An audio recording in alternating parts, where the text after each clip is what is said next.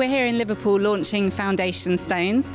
Foundation Stones invites anyone from across the UK to paint a commemorative stone in memory of the 6 million Jewish men, women and children who were murdered in the Holocaust, and also all other victims of Nazi persecution. These stones will then be taken to London and laid within the foundations of a new UK Holocaust Memorial and Learning Centre to be built in London. So it's a one-off special project and a chance for people across the country and here in Liverpool to contribute to a national memorial. So I've painted a depiction of the globe with the Star of David on, just to try and reflect the way that the Holocaust has affected so many people globally, not just in Germany.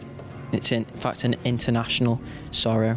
Very striking as well, with the bright blue and then the gold star on top. It looks fantastic. What about you, Emily? Tell me about yours. I've painted a sleeping face to symbolise peace, and some words that also symbolise peace on the back, as well as a quote by Maya Angelou that said, "It's not enough to survive, you must thrive." I painted a rainbow inside a Star of David, and to symbolise the continued persecution of the LGBTQ+ community and continuation of anti-Semitism. Survivors of the Holocaust, who have been the people who've been telling their stories, are getting older. They won't be with us forever. It's really important as a country we make a commitment to remember the past and also to think about the future. So how do we as a country build a future free from all forms of prejudice, discrimination and hatred? These stones, building on the Jewish tradition of laying pebbles on headstones, is a really nice way of commemorating the past and thinking about the future.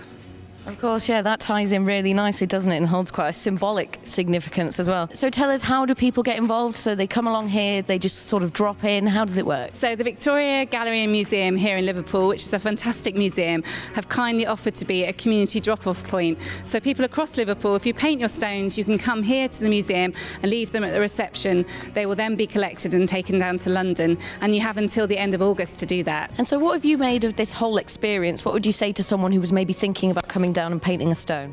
Definitely come and do it, because you learn a lot more about Eleanor Rathbone, and you learn how she helped the refugees and how she helped people here as well as people all across the world. Yeah, I think especially about Eleanor Rathbone, because I think she's not well known enough for the amount of work that she did for the refugees. The memorial itself is a really beautiful design in a small park next to the Houses of Parliament. The location being the point, it's going to be looking at the British response to the Holocaust, the Learning Centre underneath, and it will encourage people to come and explore and then visit the Learning Centre to learn more about what happened and the British story of the Holocaust. So what did the government do? We know about many wonderful survivors that built a new life in this country and contributed so much, so it's learning about their stories too.